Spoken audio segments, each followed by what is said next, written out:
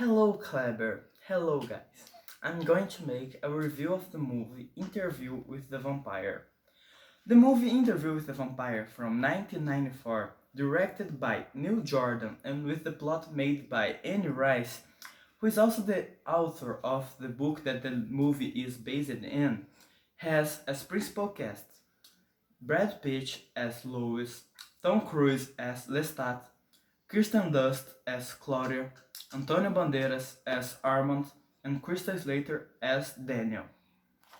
The story begins at San Francisco in 1994 with a young journalist interviewing someone who he considers interesting.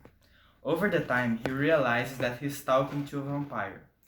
It's important to consider the way that Neil Jordan directed the scene, putting a clear mystery tone that runs through the entire film. Thanks to Jordan's direction that works the look of every actor, the characters got a huge construction of their personalities, especially Lois. The real story begins when Lois starts his testimony of life, starting by the day he became a vampire. The transition to this faraway past is marked by the soundtrack, which got an Oscar nomination, of Elliot Goldenthal.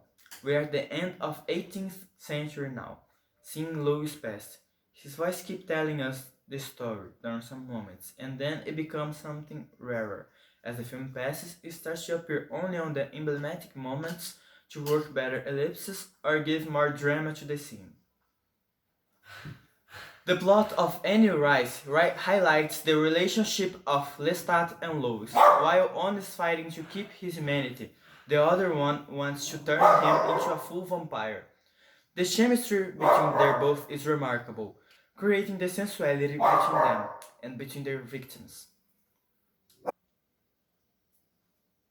This relationship shown on the screen gets more intense with the character of Kirsten Dunst. The girl is initially treated as a daughter of Lois and Lestat, but she got more complex after murdering Lestat with Lois and becoming a close friend of the vampire, eventually turning into his lover.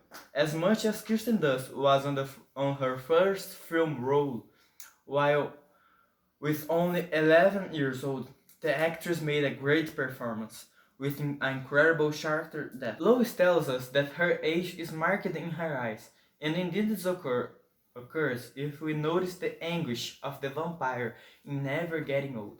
Because at some point of the movie, we start to believe that there's a woman inside this body of the little girl. Interview with the Vampire is an excellent adaptation of Anne Rice's books, with remarkable performances.